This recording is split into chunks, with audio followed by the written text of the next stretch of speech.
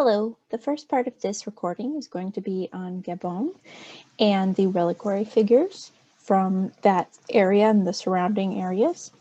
And then we're going to take a look at the Coptic Orthodox Church in Ethiopia.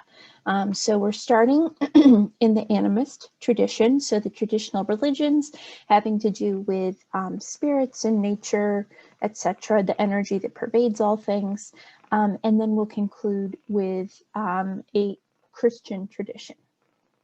So let me go ahead, share my screen, and we'll get started.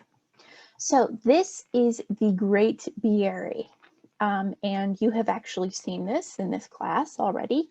From the first day, let's see, it is visible here in Jacob Epstein's studio right here. So you can see what it looks like in profile, which is actually somewhat different than you might expect, seen from straight on, and also its size.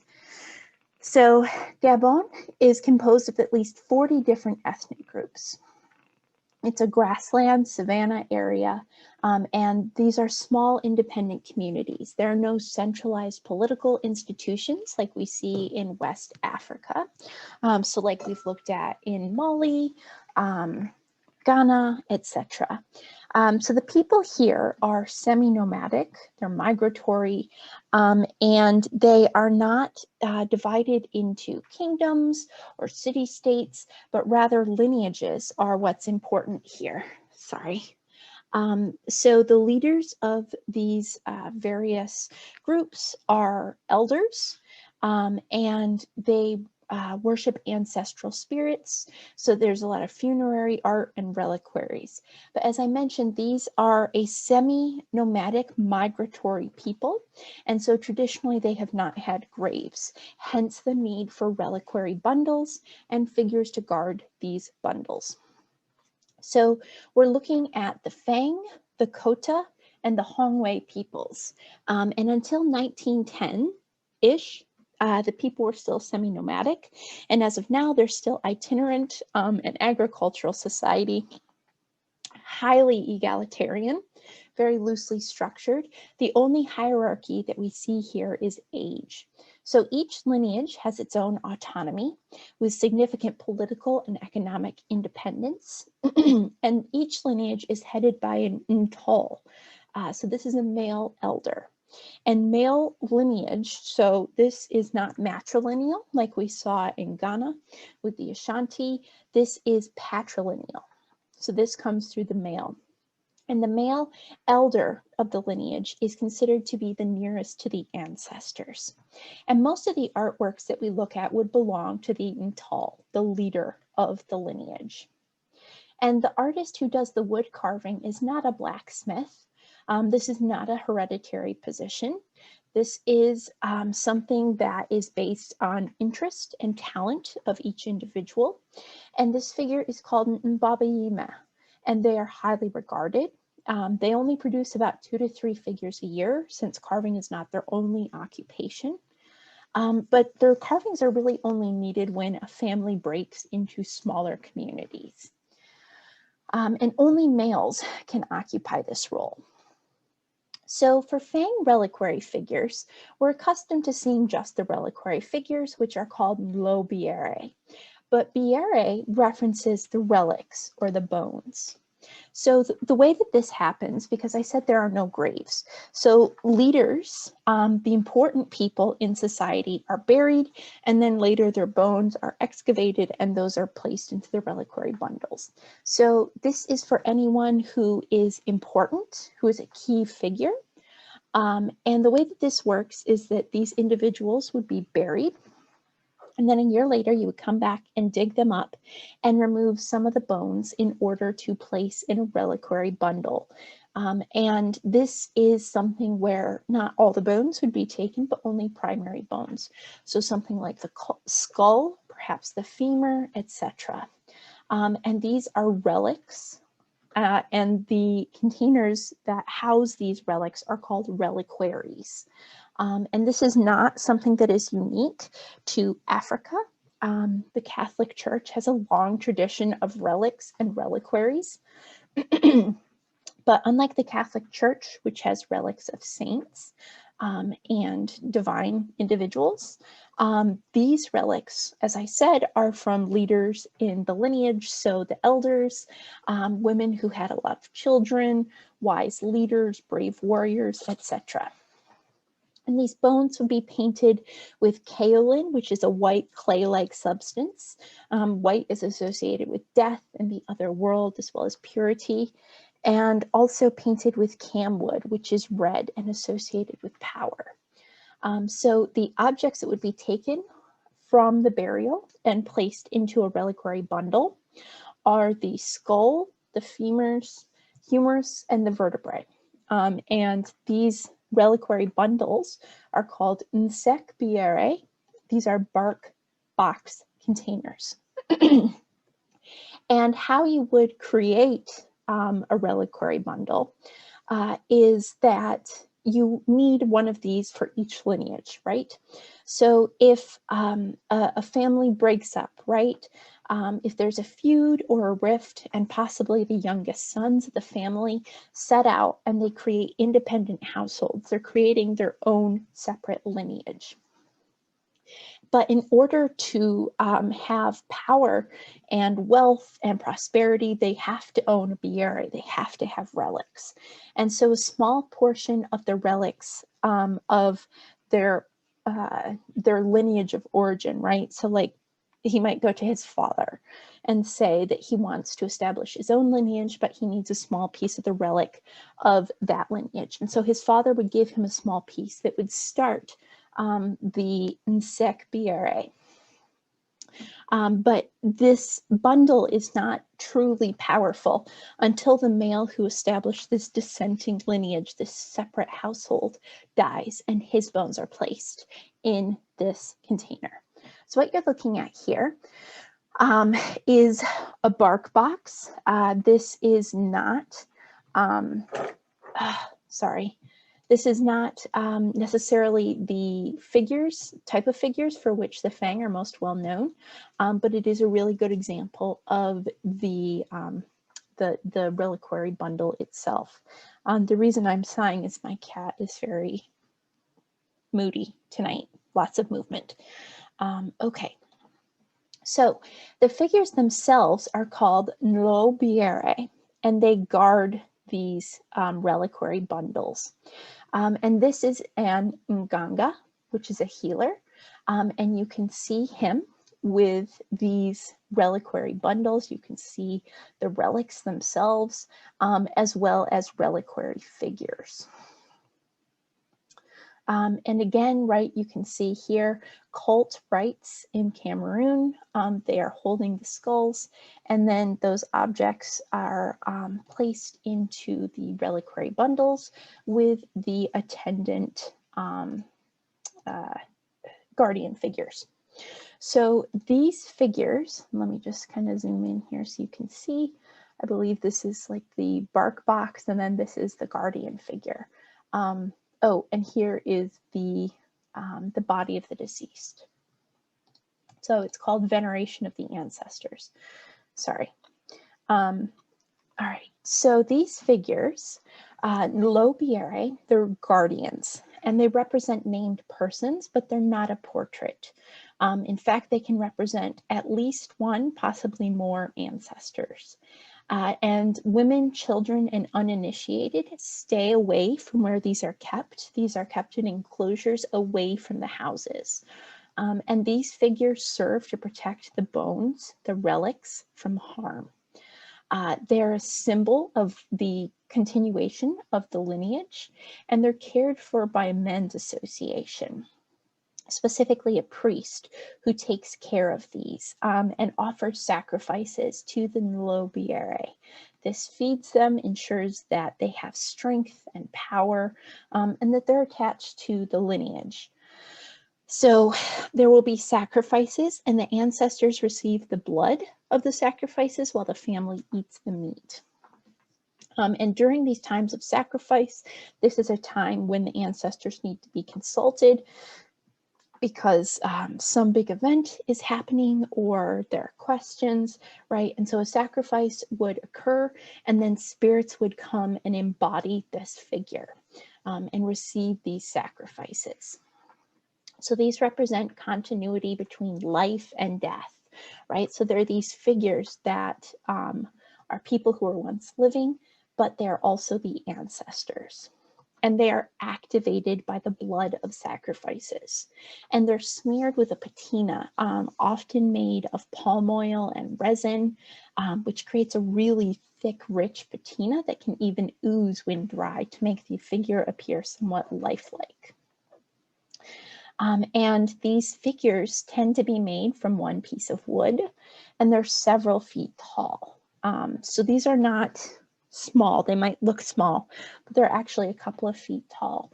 They can be this full figure, or it can be just a head, and the heads are the oldest form of these reliquary figures. So these have a few formal characteristics that are common for all of them. So they tend to have a somewhat passive face and a tense body. So it symbolizes like this balance between serenity and strength. And life is cyclical, right? It just kind of circles around. And so these figures are seen as being between old age and birth, right? They're in the spirit world. And both babies and elders are closest to the ancestors. So it attempts to embody qualities of both the elderly and babies. The body tends to be stocky with bent limbs to stress energy and their ability to act, while the face is often somewhat thoughtful because you want the spirits to be wise and logical. Basically, it's about holding oppositions in balance. One thing that you might notice about these figures is that they are very different proportionally from what we have seen in most of this class, what you might expect from African art, what William Fagg termed the African proportion, right? So the idea of 1/4 to 1/3 of the entire figure is the head, as opposed to the 1/7, 1/8 that it is in Western art. But that's not what we're seeing here.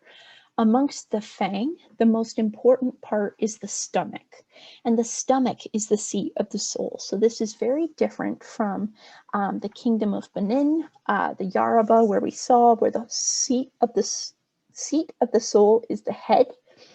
Here it's the stomach, and the belly button is often highly emphasized, as you can see here, because the umbilical cord acts as a literal link to parents, ancestors, etc. And these forms can be slightly different depending on if they're northern or southern. It can affect their color, but they often have almond-shaped eyes. They can have brass and copper ornamentation, might have teeth indicated, etc. So you can see how these are kind of like the bulbous heads of infants, the tense limbs that are fully developed, like a human, sorry, not a human, an adult, etc. And you can see the patina on this figure's torso. So again, y'all have seen this. This is an example of Nlobieres, the standing figures, as well as the heads, which I said are older, in opposition to these works by Deran, to show the inspiration for some of the inspiration for these works. Jacob Epstein's studio, 1959. Again, you can see that he has many of these figures, as well as the the Great Biere right here, which is incredibly famous. And you can see that he's juxtaposed it with non-African forms. Here's classical, Greek, Roman, something in there, etc. And again, this is an example of the Barnes collection. If you go to Philadelphia, it's actually a very interesting time capsule. So this collection was put together in the early 20th century, and it's been preserved in the format that the original collector put it in order to juxtapose these forms. So you can see we have Picasso, we have Modigliani, that's probably a Matisse. We have a Renaissance piece, we have these African objects, etc. So, right, you can see the mask similar to what we saw first weeks in Mali. Okay, so specifically the Great Biere, this is just a head, and it has this heart-shaped face, which is a stylistic trait of a specific region, specifically equatorial. So not everything is heart-shaped, as we saw with some of the fuller figures. This piece was made before 1900, and it's very three-dimensional, as you saw here with this image. You can see how much the chin juts forward and how bulbous the forehead is, right? So again, emphasizing the need for wisdom of the ancestors. What you're seeing here on the sides are a warrior's wig or headdress. And this is wood with metal inlaid eyes, which serves to reflect the light and impart a sense of life. So these figures can see both the physical and the spiritual world. They can breach these worlds, and it can reflect negative spiritual forces back towards the people sending them. So again, you have this balance between an infant and an elder. Next are similarly functional objects. These are also reliquary figures, but rather than being from the Fang people, this is from the Kota people, and they are neighbors of the Fang. They're semi-nomadic, and they keep relics in basketry. So sometimes they use the bark boxes like we saw before, but they typically use baskets. And these are called bwete, and they're guarded by figures called mbulu ngulu, which is what you see here. So you can see how this is less like a cylindrical object made of a sheet of bark and more of a woven basket sort of thing. So these are smaller scale than the Fang figures, but they're still quite large. Since the 15th century, these have served as status symbols, and they're cared for on the edge of town by male leaders of the lineage. Similar to the Fang figures, these are carved from one piece of wood, and they are seen as an image of the spirit of the dead. They're covered in metal, which makes them shiny, and so it reflects light and the ethereal energy of both worlds. The red color from the copper is associated with power, and the metal, in addition to being reflective and shiny, it also serves a somewhat preserving element of protecting the wood from insects, etc. These are highly abstracted, although they are intended to represent the clan or the founder of the clan or the lineage. These are much flatter. They often have no mouth. They have these kind of spoon-shaped faces, which are concave, so they scoop in. They have these eyes and a triangular nose. And again, they're very abstracted. What you're seeing here is a hairstyle. And so this is the face. And what would typically be seen is the neck and the face.